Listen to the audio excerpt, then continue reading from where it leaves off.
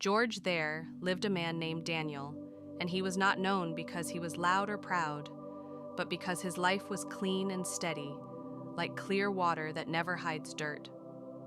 Daniel lived in a great kingdom where power was respected and positions were fought for, and many men around him woke up every day thinking only of how to rise higher than others. Yet Daniel woke up every morning thinking of how to remain faithful to God, even when no one was watching him. He worked in the king's palace, handling important matters, speaking with wisdom, and making decisions that helped the whole land. And because he did his work with honesty and patience, the king trusted him deeply and placed him above many others. But where light shines, shadows gather, and the men who worked with Daniel began to feel uneasy in their hearts, because no matter how hard they tried, they could not match his character or his favor with the king. They watched him closely, hoping to find a mistake, hoping to catch him in wrongdoing, hoping that one day he would fall. Yet day after day, Daniel remained the same, calm in his speech, careful in his actions, and faithful in his duty. This made their jealousy grow heavier, because it is easier to forgive a man who fails than a man who stays upright. Even with all the attention around him, Daniel never changed the habit that shaped his life, because every day he went to his room, opened his window, and prayed to God with a quiet heart and steady faith. He did not pray to be seen by people, and he did not pray because life was easy, but he prayed because he believed that strength does not come from power, position, or praise, but from trusting God fully. In a world that rewarded pride and punished faith, Daniel chose obedience over comfort, not knowing that his simple act of prayer would soon become the reason danger would knock loudly at his door. And so, while Daniel continued to live honestly and faithfully, unseen eyes followed him, angry hearts whispered about him, and plans began to form in secret. Because jealousy is patient when it wants to destroy, and the peace in Daniel's life was about to be tested in a way he never expected. As days passed, the jealousy that lived quietly in the hearts of the other leaders grew into something darker and heavier, because envy never stays small when it is fed by pride and fear. They gathered together in corners of the palace, where soft voices could hide sharp intentions, and they spoke about Daniel again and again, not because he had done them wrong, but because his goodness reminded them of what they were not. They searched his records carefully, examined his decisions, and followed his footsteps closely, hoping that somewhere, somehow, they would find a stain on his name. Yet every search ended in disappointment, because Daniel's life was whole and honest, and there was nothing to hold against him. When they finally realized that Daniel could not be trapped through corruption or carelessness, their minds turned toward his faith, because they knew that faith was the one thing he would never abandon, even if it cost him everything. They said to one another that if they could not bend his character, then they would use his obedience against him, proving that when evil cannot destroy truth openly, it tries to change the rules quietly. So they designed a plan that sounded wise on the surface, but was poisoned at its core, a plan that would turn devotion into a crime and prayer into rebellion. With smooth words and false respect, they approached King Darius, praising his authority and lifting his pride, telling him that for a set number of days, no one should pray to any god or man except the king alone. They said it would bring unity, strengthen loyalty, and show the greatness of his rule. And because the king trusted his officials and did not imagine the evil hidden in their smiles, he agreed. The law was written, sealed, and announced throughout the land, and once sealed, it could not be changed, even by the king himself, showing how dangerous it is when power moves faster than wisdom. When the news spread, the palace buzzed with whispers and tension, because many people knew Daniel's habit of prayer and wondered what he would do now that faith carried a death sentence.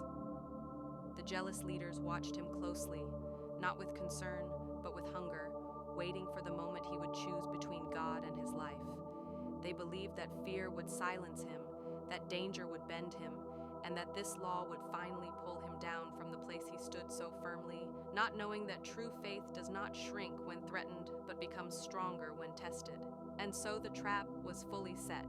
The law stood firm like a closed gate, and the eyes of the wicked remained fixed on Daniel, waiting patiently, because envy does not rush when it believes time itself is working in its favor, and the calm before the storm had now settled over the palace.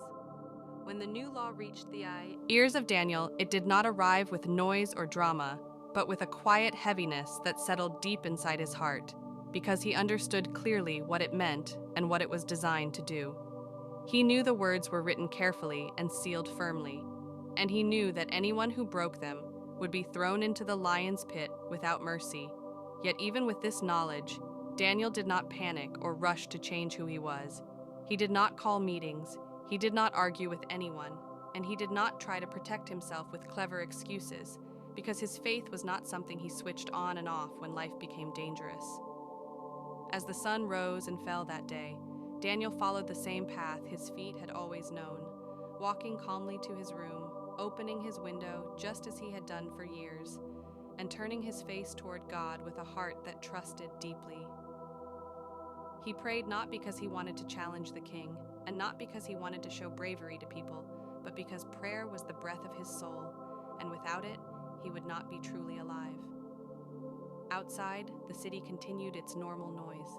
Guards walked their rounds, and people hurried about their duties, unaware that in that quiet room, a decision had been made that would shake the whole kingdom. Hidden eyes were watching, because the jealous officials had positioned themselves carefully, waiting for proof, waiting for the moment Daniel would choose obedience to God over obedience to fear. When they saw him praying, just as they had expected, their hearts filled with satisfaction, not joy, but the cold happiness that comes from believing you have finally won. They rushed away quickly, carrying the evidence they desired, because envy celebrates not when truth is found, but when the righteous are caught doing what is right. Soon, Daniel was brought before King Darius, and the room felt heavy with tension, because the king loved Daniel and trusted him more than many others. When the accusation was spoken, the king's face changed, because he realized in that moment that the law he had signed with pride had been used as a weapon against an innocent man. He searched for a way to save Daniel, questioning the law, thinking deeply, and working until the sun began to sink. But the rules of the kingdom were stronger than his regret, and once a law was sealed, it could not be undone. Daniel stood quietly through it all, not begging for his life, and not accusing his enemies, because his peace did not come from the king's decision, but from his trust in God. The officials pressed hard, reminding the king of the law, tightening the trap they had set, and as night approached, the truth became unavoidable. A choice had been made earlier in silence, and now its consequence stood clearly before them, because when faith is tested openly, it shows what fear can never erase. And so, as darkness slowly covered the land, orders were given that could not be taken back, hearts were troubled on every side, and the path toward the lion's pit began to open, leading Daniel toward a night that would reveal whether faith truly has power when all human help has failed. As the night air grew heavy and the sky darkened, Daniel was led away from the palace, not as a criminal filled with shame, but as a faithful man walking calmly into danger with a heart anchored in trust. Guards surrounded him, their footsteps echoing against the stone ground, while curious eyes watched from a distance, some filled with fear, some with pity, and others with quiet satisfaction, because the same people who could not defeat his character now believed they had defeated his life. Yet Daniel's face remained peaceful, because he understood something deeper than the noise around him, that obedience to God does not end in abandonment, even when the road leads into darkness.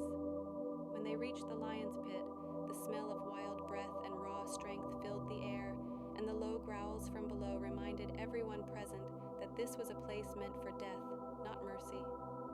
Without resistance and without complaint, Daniel was lowered into the pit, and as the stone was rolled over the opening, the world above him went silent. Darkness wrapped around him, the sound of lions moved close, and danger stood on every side.